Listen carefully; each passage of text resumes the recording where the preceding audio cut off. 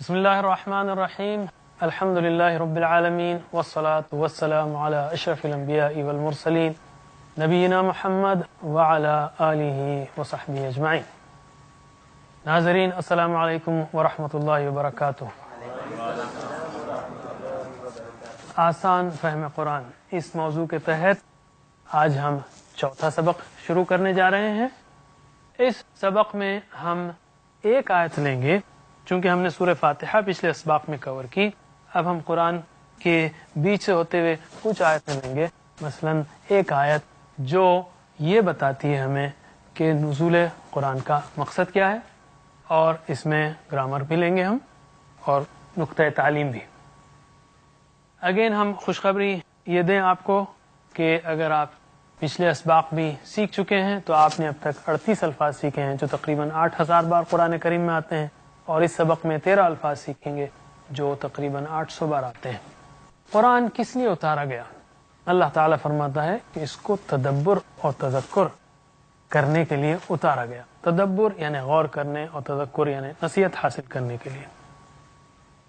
اللہ تعالیٰ فرماتا ہے سورہ صاد میں، اعوذ باللہ من الشیطان الرجیم، کتاب انزلناہ الیک مبارک لیدبروا آیاتہ ولیتذکر اولو الالباب۔ کتاب کتاب ہے، اردو کا لفظ، انزلنا ہم نے نازل کیا، اس کو، اس کتاب کو، انزلنا ہم نے نازل کیا، اس کو ہم نے نازل کیا اس کتاب کو، الیکا آپ کی طرف، الیکا یعنی آپ کی طرف، اے محمد صلی اللہ علیہ وسلم، اللہ تعالیٰ فرما رہا ہے آپ کی طرف ہم نے یہ کتاب نازل کی، مبارکن برکت والی ہے، مبارکن یعنی برکت والی۔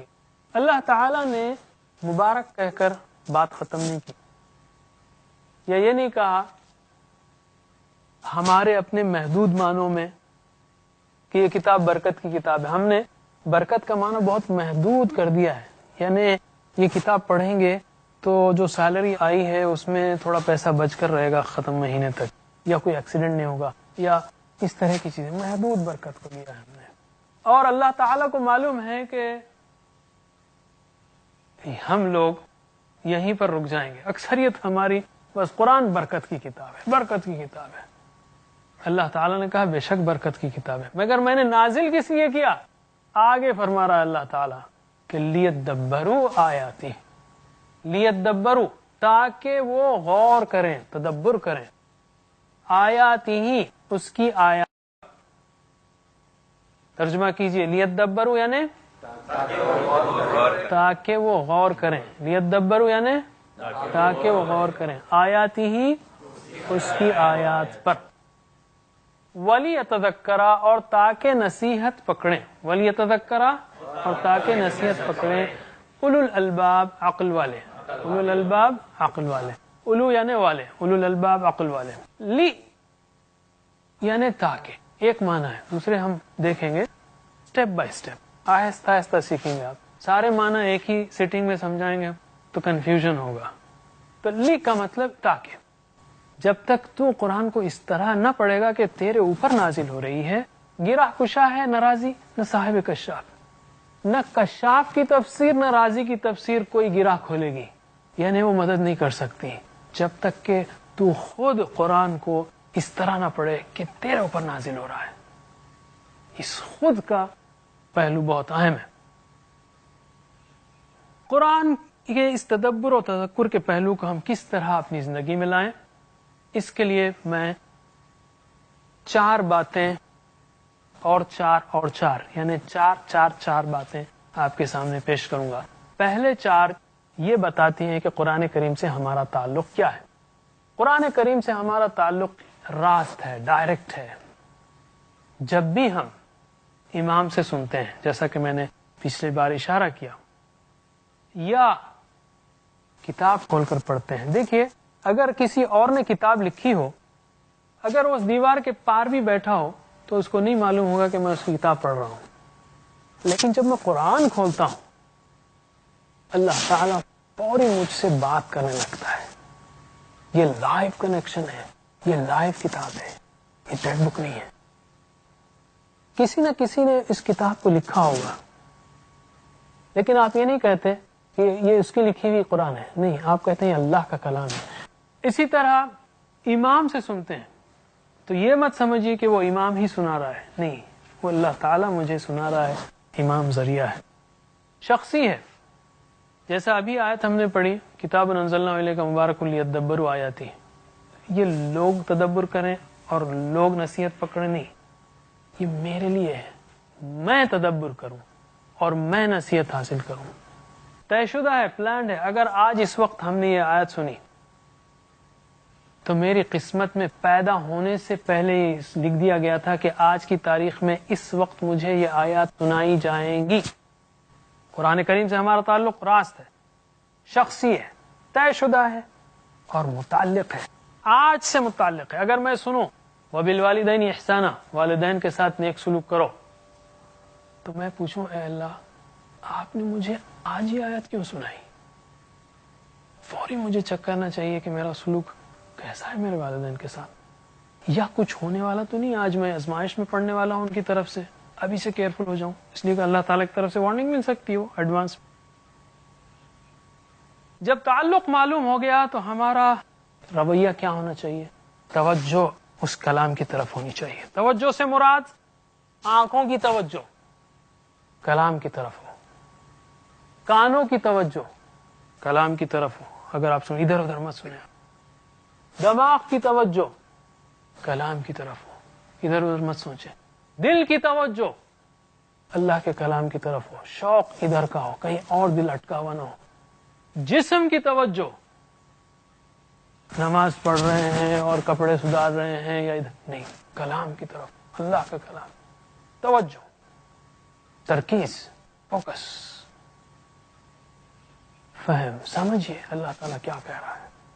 اگر آپ کو کچھ تھوڑا تھوڑا بھی سمجھ میں آتا ہے تو پکڑنے کی کوشش کیجیے، یہ مت کہیے کہ مجھے قرآن سمجھ میں نہیں آتا اس لیے میں سمجھنے کی نہیں، ذہن کو کھلا رکھیے۔ اگر آپ ساری آیتوں میں موسیٰ کو پکڑیں تو بولے کم از کم بولیں کہ آپ آج کچھ موسیٰ علیہ السلام کے بارے میں آتا، ہر لفظ کو پکڑنے کی کوشش کریں، اللہ تعالیٰ کہہ رہا ہے، اور تصور کو استعمال کریں۔ اللہ تعالیٰ اگر اللہ تعالیٰ مثلا رب الناس کہتا ہے، رب العالمین کہتا ہے، تو اپنے تصور کو وسیع کیجیے، سوچیے اللہ تعالیٰ کیوں کہہ رہا ہے۔ ملک الناس، تو سوچیے اللہ تعالیٰ 8 بلین انسانوں کا، 800 کروڑ لوگوں کا رب ہے، سب کو ان کا بادشاہ ہے، سب کو، یعنی اس تصور کو وسیع کیجیے۔ لہو ما فی السماوات و ما فی الارض، تو اس کو یوں مت لیجیے کہ اس کا ہے جو کچھ آسمان و زمین میں ہے، تو تھوڑی دیر کے لیے آسمانوں کو سوچیے، کتنی وسیع آسمان ہے، کتنی گیلیکسیز، پلانٹ، اور ارض کتنی بڑی ہے، پھر سوچیے کہ سب اللہ تعالیٰ کا ہے۔ جب اللہ تعالیٰ نے کوئی بات کی تو اس کی طرف توجہ ہونی چاہیے، آپ بے نیاز مت، مجھے بے نیاز نہیں رہنا چاہیے۔ اللہ تعالیٰ کہہ رہا ہے، مثلا اگر میں آپ کے پاس آؤں اپنے تعارف کے ساتھ اور میں کہوں بھائی میں نے یہ ڈگری کی ہے، اور آپ اچھا، اور آپ ادھر کھیل رہے ہیں ادھر، مجھے کیا محسوس ہوگا؟ مجھے انسلٹ محسوس ہوگی۔ اور اللہ تعالیٰ فرما رہا ہے مالک یوم الدین ایاک نعبد و یا لہو ما فی السماوات و ما فی الارض، اور میرا دماغ ادھر ہے، میں ادھر سوچ رہا ہوں، میں کبھی سنتا ہوں کبھی نہیں سنتا ہوں اپنے ذہن سے، کتنی بڑی بے ادبی کی بات ہے۔ توجہ، فہم، تصور کو استعمال کریں، اللہ تعالیٰ نے جو لفظ استعمال کیا اس کے ساتھ اپنے تصور کو لے جائیں، اور احساس کے ساتھ، یعنی مردہ دل نہیں۔ جیسے میں نے اس سے پہلے مثال دی تھی کہ اگر میں کہوں آپ کا بہت بہت شکریہ، آپ نے میری مدد کی، خدا حافظ، آپ بولیں گے یہ کوئی رویہ ہے، یہ کوئی طریقہ ہے بات کرنے کا؟ یا آپ کا جو ہے ماتحت آ کے آپ سے فر بات کرے، یہ بالکل آپ کے لیے ناقابل قبول ہوگا۔ احساس کے ساتھ پڑھیں، اور یہ شرائط ہیں گویا چند تدبر و تذکر کے لیے۔ جب آپ کی توجہ ہو، آپ سمجھیں، آپ کا تصور اور احساس ساتھ میں چلے، تو اب آپ جو ہے گویا تدبر و تذکر کے لیے تیار ہیں۔ اور وہ کیسے ہو؟ وہ 4 سٹیپس میں، دعا، احتساب، پلان اور تبلیغ۔ جو بھی اللہ تعالیٰ نے بات کی ہے قرآن میں، عمل کے لیے کی ہے، جو بھی بات کی ہے عمل کے لیے کی ہے، اور اس کی ابتدا ہم دعا سے کر سکتے ہیں، مثلا اللہ تعالیٰ نے کہا ہم نے کتاب تدبر و تذکر کے لیے نازل کیا تو ہم فوری کہیں اے اللہ مجھے تدبر اور تذکر کی توفیق دے. اس آیت کو اپنی زندگی میں لانا ہے تو فوری میں شروع کروں, عمل سے پہلے دعا کروں, دعا کرو پھر اسباب پر بھی کام کرو. تو اگر میں کہوں اے اللہ مجھے تدبر کی توفیق دے, مجھے تذکر کی توفیق دے, اور نہ میں قرآن کھولوں نہ کچھ کروں, تو یہ دعا سچی دعا نہیں ہے. اس لیے اس کی روشنی میں احتساب کیا جائے. احتساب ماضی کا, پچھلے دن کا, پچھلے ہفتے کا, احتساب گزرے ہوئے وقت کا, اور پلان آگے کا. احتساب کہ میں نے کتنا وقت لگایا تدبر و تذکر کے لیے. بعض لوگ آپ کو ملیں گے جو سدا یہی کہتے رہیں گے, کیا کہ کاش ہم کو بچپن میں پڑھایا گیا ہوتا تو آج ہم قرآن سمجھ کے پڑھ رہے ہوتے, اور کاش ہمارے مولوی صاحب ایسے ہوتے, کاش ہمارا ایسا ہوتا. ارے بھائی جو تھا سو تھا, لو تفتح عمل الشیطان. آج سے کیا پلان ہے؟ آج زندہ ہے نا ابھی آپ, ٹھیک ہے, آج سے کیا پلان ہے؟ آج سے بات کیجیے. اچھا, پلان میں ایک چیز ہم ذکر کریں گے کہ if you fail to plan, you plan to fail. اگر آپ پلان بنانے میں ناکام ہے تو آپ ناکامی کا منصوبہ بنا رہے ہیں. قرآن پڑھنے کا پلان نہیں ہے تو قرآن نہیں پڑھنے کا پلان ہے. اگر میں آپ سے پوچھوں بھائی اچھا کہاں ہے پلان, آپ سمجھنا چاہتے ہیں قرآن کو, ٹھیک ہے بتائیے کہاں پڑھ رہے ہیں آپ, کون سے دن پڑھ رہے ہیں, کون سا اسائنمنٹ ہے آپ کا, کس گھنٹہ آپ کس ہفتے پڑھ رہے ہیں, کس ٹیچر کے پاس پڑھ رہے ہیں. اگر پلان نہیں ہے تو نہیں پڑھنے کا پلان ہے. اس پلان میں ایک بات یاد رکھیے کہ بعض آیات اجتماعی پہلو کی ہیں, فقہی پہلو کی ہیں. وہ آیات کا اگر آپ کو کوئی آئیڈیا آتا ہے, پلان آتا ہے, تو خود پر عمل کرنے سے پہلے اور دوسروں کو کہنے سے پہلے علماء کرام سے چیک کر لیجئے. اس لیے کہ ہم عالم نہیں ہیں, ہم عام لوگ. اگر وہ کہتے ہیں صحیح ہے الحمدللہ, اگر وہ کہتے ہیں غلط ہے تو صحیح کر لیجئے اپنے آپ کو, سمپل بات. تو پھر عام لوگ, ہم جیسے عام لوگوں کے لیے قرآن میں کیا ہے, ہم کہیں گے بہت سی آیات ہیں. قرآن کی 90% آیات جو ہے وہ دل و دماغ کو اٹینڈ کرتی ہیں, اپیل کرتی ہیں یا اس کو ایڈریس کرتی ہیں. 90%. 10% آیات احکام کی ہیں. 90% دماغ, 90% آیات کیا, اتباع رسول, تعلق باللہ, فکر آخرت, ذکر, عبادات, اخلاق, معاملات, دعوت, تبلیغ, امر بالمعروف, نہی عن المنکر. یہ سارے ایریاز جس میں ہم احتساب کر سکتے ہیں, پلان کر سکتے ہیں. تو تدبر و تذکر کا طریقہ کیا ہوا؟ دعا, احتساب, پلان اور تبلیغ. آپ میرے ساتھ دہرائیے 4 سٹیپس کو. پہلا کیا ہے؟ دعا, احتساب, پلان, تبلیغ. تبلیغ کیوں؟ کہ اللہ کے رسول صلی اللہ علیہ وسلم نے فرمایا بلغوا عنی ولو آیا. بلغوا, پہنچا دو, بلغوا, پہنچا دو, عنی, مجھ سے. اللہ کے رسول صلی اللہ علیہ وسلم نے مجھ سے, ولو آیا, اگرچہ, ولو اگرچہ آیا, ایک آیت ہو. میں گزارش کروں گا قاری عمران سے کہ وہ اس آیت کی آپ کو پریکٹس کریں. اعوذ باللہ من الشیطان الرجیم. کتاب انزلناہ الیک مبارک لیدبروا آیاتہ کتاب انزلناہ الیک مبارک لیدبروا آیاتہ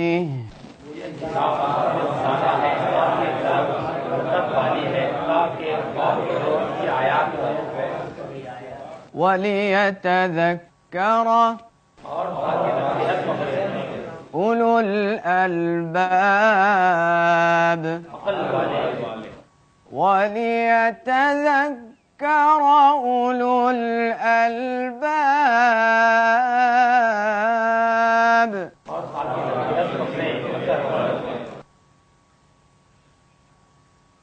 اور ایک حدیث کا ٹکڑا تھا جس میں اللہ کے رسول صلی اللہ علیہ وسلم فرمایا بلغوا, بلغوا یعنی پہنچا دو, عنی, مجھ سے, ولو, اگرچہ, آیا, ایک آیت ہو. ان میں ہم نے جو اہم الفاظ یا ٹکڑے سیکھے، لی یعنی کیا ہے؟ تاکہ، لیتدبروا تاکہ تدبر کریں، لیتذکر تاکہ غور کریں، تاکہ نصیحت پکڑیں۔ آیا آپ کو معلوم ہے آیت کے دو معنی ہیں، آیت قرآن کی آیت، نشانی بھی ہوا، اولو یعنی والے، اولو الالباب۔ اب ہم گرامر کی طرف آتے ہیں۔ گرامر میں ہم ہر پریکٹس ٹی پی آئی سے کر رہے ہیں، یعنی آپ سوچئے، سنیے، دیکھیے، بولیے، بتائیے، انشاءاللہ تیزی سے ان الفاظ کو سیکھیں گے جو قرآن کریم میں ہزاروں بار آتے ہیں۔ اور شیطان کو بیچ میں مت آنے دیجئے کہ وہ آپ کو اس بات پر آمادہ کرے کہ آپ کا یہ جو ہاتھ ہے، میں نہیں سمجھتا 10-25 کلو کا ہاتھ ہے، وہ اس کو آپ ہٹا نہ سکیں قرآن سیکھنے کے لیے۔ شرمائیے مت، ہم قرآن سیکھ رہے ہیں، قرآن کے الفاظ سیکھ رہے ہیں۔ تو اس سے پہلے ہم نے سیکھا ہوا، ہم، انت، انتم، انا، نحن۔ مجھے یقین ہے کہ آپ کو یہ الفاظ اچھی طرح یاد ہو گئے ہوں گے۔ ہوا کا مطلب وہ، اشاروں سے، پلیز اشاروں سے، اشارے بہت ضروری ہیں۔ اور اس میں ہم نے بتایا آپ اس میں 50 الفاظ ایسے سیکھیں گے کم از کم پہلے حصے میں، پہلے شروع کے 25 اسباق میں، جو قرآن کریم میں 20,000 بار آئے ہیں۔ اشارے بہت اہم ہیں۔ ہوا، ہم، انت، انتم، انا، نحن، ہم سب، ماشاءاللہ۔ اسی طرح ہم نے ہو، ہم، کا، کم، اینا سیکھا، ٹکڑے سیکھے۔ دیکھیں میں یہاں پر عربی اصطلاحات، گرامر کی قواعد کی مصطلحات جو استعمال نہیں کر رہا ہوں، ضمیر متصل، ضمیر منفصل، واحد، غائب، حاضر، متکلم، مذکر، مؤنث، یہ اہم ہے لیکن ابھی نہیں۔ آپ کو یہ معلوم ہو کہ ہو کا مطلب کیا ہے، کافی ہے۔